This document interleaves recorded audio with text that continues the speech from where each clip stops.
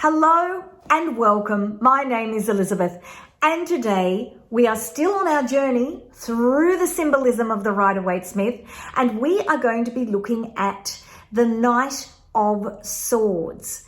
This is the knight that comes charging into your life and sweeps you off your feet.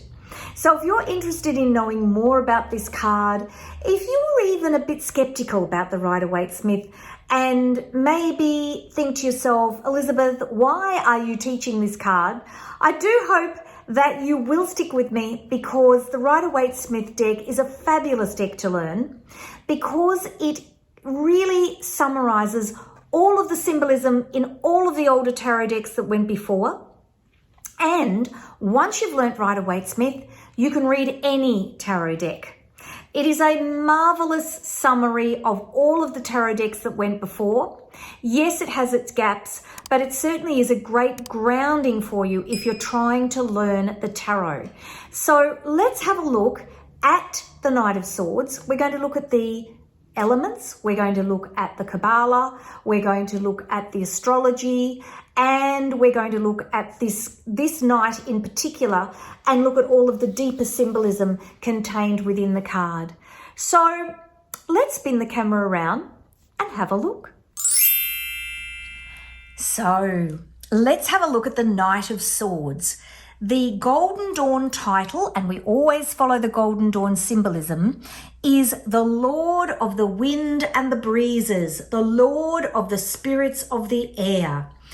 And could you get a more airy title if you tried? And that is because all knights in the tarot are air. And of course, the suit of swords is air. So you're bringing air together.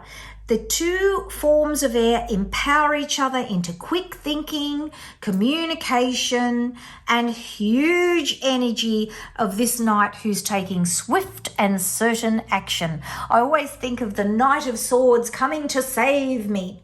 And I love the use of the elements to help you remember what these cards mean and to get a sense of their energy when you're reading.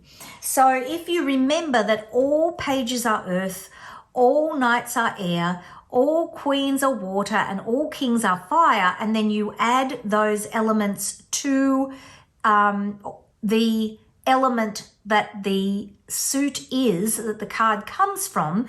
So in this case, air and air, you get a real sense of if you know how the elements work together, you get a real sense of the meaning of the card. My tarot symbolism cheat sheets have also got the Kabbalah on there for you, the Tree of Life, and the Hebrew letters, but there are no numerology attributions for the Royal Arcana because they don't have numbers. So they do sit onto the astrological wheel, and I will show you that in a minute. So if we look at the Seraphot, which emanates energy, is Tippereth or beauty, and all four of the knights sit on that Seraphot. So we are looking at beauty of self, spiritual consciousness of the self and the higher masters, understanding the harmony of all things, and transformation. So this lovely energy of putting yourself out there in a really positive way in terms of your personal growth and your spiritual growth. Looking at the Hebrew letter vow, it is a letter of your truest oath and allegiance. And of course, as a knight, that is exactly what we would expect from them. They are always have an oath or allegiance to somebody as a knight. That's what they do. It's their job. Let's have a look at the Golden Dawn timing. We are looking at January 10 to February 8. And the Knight of Swords rules the second decan of Capricorn through to the third decan of Capricorn through to the first decan of Aquarius. And if we look on my astrology cheat sheet, which comes in my astrological cheat sheet bundle, you can see that if we look for the Knight of Swords here, he is pulling He's pulling Capricorn through into Aquarius, and you can see the dates here. So if I show you that on the astrological wheel, we are looking at the Knight of Swords here. And you can see that card pulling across, going widdershins around the wheel, because we always go anti-clockwise, and is pulling those signs around. So that is what the Tarot Royal Arcana do. They actually move across the astrological signs and pull them around the astrological wheel.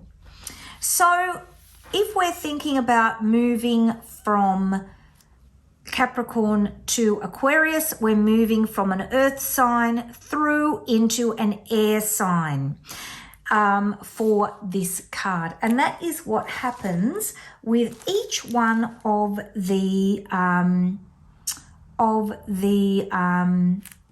Royal Arcana cards. So you can see here the Knight of Swords pulls across into Aquarius, which is an air sign. The Queen of Swords pulls from Virgo into Libra, which is an air sign.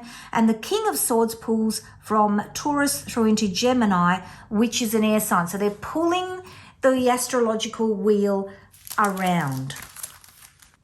Let's have a look at the Knight of Swords, and we'll look at the other cards that are in the deck that are also knights. So we've got Knight of Wands, Heir of Fire. So again, another fiery sign, because I can't speak, because fire and air feed one another. Knight of Cups, you've got a disruption here with air and water. And you can see that the Knight carries the emotion very carefully. Knight of Swords, Heir of Air, air feeds air, and you've got this crazy Knight flying through the air on a mission. And then Knight of Pentacles, Heir of Earth, again, you've got a disruption, and you find that the Knight is there holding the pentacle in terms of making sure that he takes that message, that grounding message, and carries it with care. So that is there are our knights in the minor arcana. Let's have a look at the actual symbolism of the card of the Knight of Swords. I'm actually talking about each one of these cards separately so that you can get a sense of the symbolism of each card, because there's so much to talk about. I can't do them all in the one video, and do them justice. So the Knight's position on the horse shows a highly energetic personality as he is riding with his sword held high, ready to take on the world. The armor of the helmet, the actual body armor and the helmet, shows preparation and protection, but can also indicate that you're a little bit fixed on your ways. So you're committed to what you're doing, and you're not going to listen to any other point of view. So there can be a little bit of stubbornness there. Butterflies and birds on the horse's dressage down here represent the lightness and flightiness of the Knight of Swords. The wind in the trees, the Knight is charging against the wind in the trees. So you can see the wind's going this way and he's going that way. Symbolic of being defiant of all the old ideas and creating your own new ideas, or even just symbolic of how determined he is to move forward through the air. Bare ground shows the Knight out on his own. He needs to be careful he does not alienate himself from others with his airy enthusiasm. Red symbolism, the red cape and the red feathers are symbolic of great passion in life. The blue sky indicates a clear way ahead and clarity of thought and message. The white clouds symbolize innocence and naivety and not thinking about the impact of your actions. And notice that he's also on a white horse, which is driving forward. So we've got, again, a little bit of immature action here. And again, you've got an immature masculine energy in the knights. Knights are masculine energy, pages are feminine energy. Queens are feminine energy, kings are masculine energy. So that is the meaning of the Knight of Swords. I've written here, the Knight of Swords represents you or someone else charging into your life to stir it up. They like to have their own way and hate to be restricted. So I always think of, when I talk about prediction in the tarot, I often talk about, are you going to tell someone that the Knight of Swords is going to come charging into their life and sweep them away off their feet? Or are you going to be thinking about the impact of what you're saying to people and whether it's helpful to them to tell them that or not? That is the end of the Knight of Swords. I hope you've enjoyed me talking about this card as a card of symbolism in the tarot. I do think that I am going to do some videos where I actually talk in more detail about the 4 cards or even the whole of the minor arcana swords as a group, because I think that would be helpful to see all the cards together. So that's another idea for some more videos to help you get some deeper understanding. If you like this video, if you found it helpful, please don't forget to like, subscribe, and hit that notifications bell. And of course, if you would like to be part of my community, don't forget to go to connectwithyourdeck.com/newsletter and join my newsletter, because I have lots of freebies to help you learn the tarot, and I'm sure we would all love to have you as part of my community. Take care, everybody. Bye-bye.